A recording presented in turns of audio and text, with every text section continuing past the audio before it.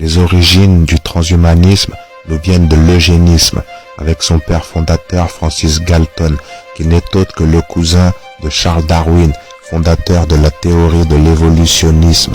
Leurs parents respectifs étaient membres de la prestigieuse mais controversée Royal Society. Précision importante car c'est un cocktail familial explosif. D'un côté, l'homme descend du singe, de l'autre, il est donc urgent de le faire évoluer au plus vite.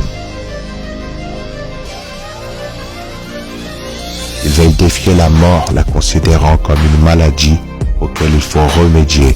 Ça va encore plus loin que le concept des Spartiates et de leur sélection infantile, excluant toute personne ne rentrant pas dans les conventions établies. On est carrément dans la présélection embryonnaire, à partir directement de la semence. L'humanité a selon eux des génomes manquants auxquels il faut remédier.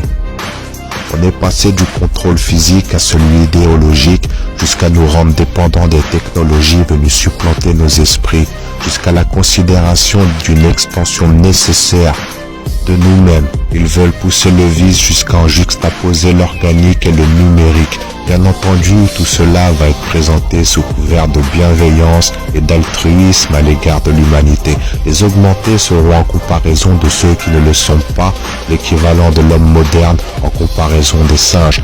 Tout ceci est le fruit d'une mûre réflexion dans les loges franc-maçonniques et de tous les courants transhumanistes. Car toujours en quête d'un contrôle total et de manipulation des masses, il en sera fini de tout type d'émotions, amour, colère, plus aucune remise en question ni rébellion.